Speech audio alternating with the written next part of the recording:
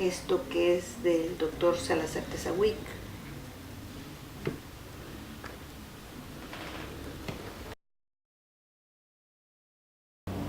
Soy Marina de Villagrán, soy psicóloga social. Complicadísima.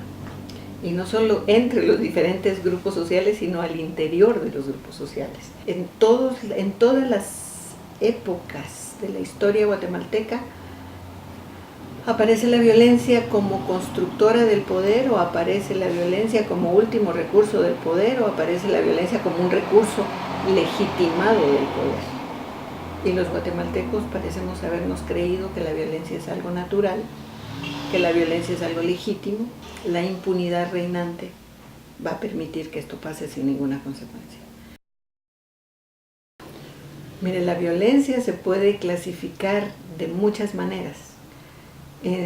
La violencia puede clasificarse de acuerdo al lugar donde se realiza. Entonces usted encuentra que le dicen la violencia escolar, la violencia intrafamiliar, la violencia laboral, pero también puede clasificarse de acuerdo a quien la recibe. Entonces se dice violencia contra la mujer, violencia contra la niñez, pero también hay otras formas de clasificarla. Yo me atrevo a clasificarla a veces como las violencias escandalosas y las violencias silenciosas, porque curiosamente nos fijamos mucho y estamos enterados y nos preocupan las violencias escandalosas, la violencia delincuencial, los muertos en las calles, pero no nos preocupa para nada aquellas violencias que se producen silenciosamente, como es la violencia estructural, que al final de cuentas es el origen de todas las demás violencias. ¿Sí?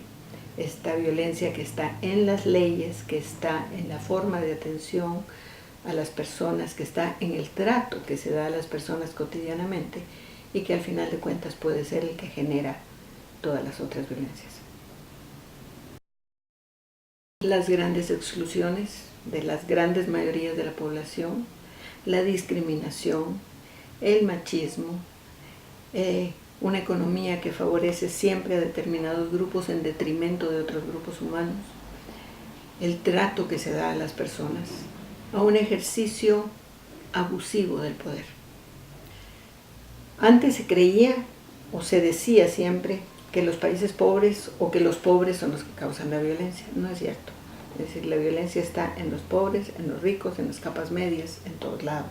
Pero esa conflictividad está relacionada con las diferencias que hay entre un grupo social y otro. Un grupo social sobrepuesto a otro grupo social. Cuba es un país pobre, no violento.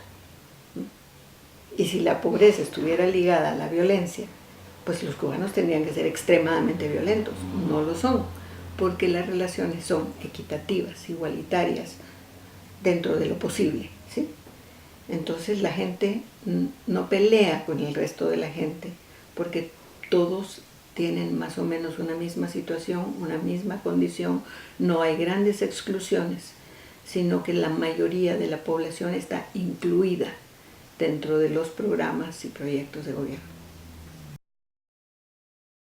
Los jóvenes.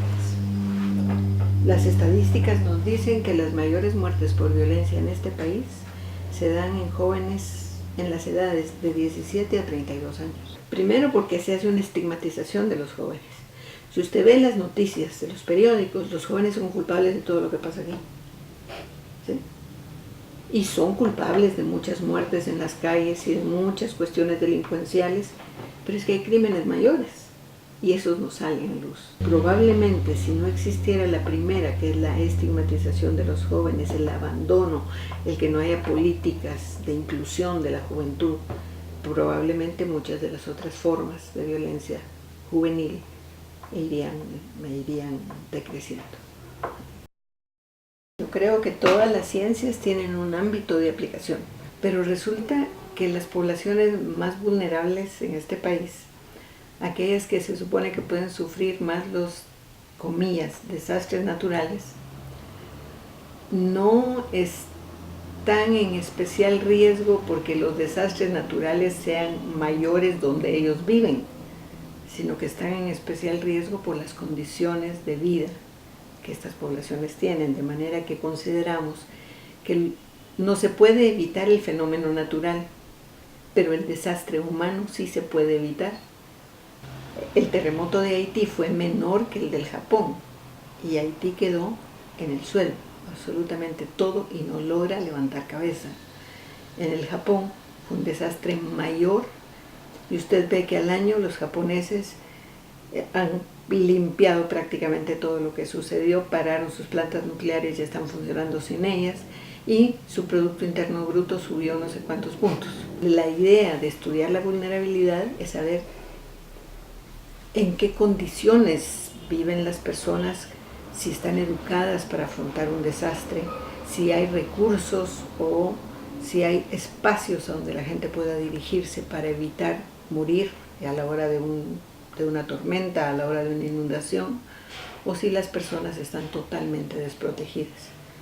La difusión desde la población maya de sus propios productos o de sus propios logros también ha sido, creo, muy importante. Si usted mira, allá, yo tengo ese pedacito que está ahí, de aquí abajo. ¿Cuál? Todo lo que hay ahí es producción maya, contando su historia, sustentando sus valores, hablando del conflicto, de las cosas que sucedieron durante el conflicto, de sus logros de sobrevivencia, que llamaría yo, después del conflicto. Es ese reconocerse a sí mismo como parte de algo que ha sido muy grande y que sigue siendo grande, ¿no? Ser lo más objetivos posibles, sin creer que la objetividad realmente exista como tal, ¿no?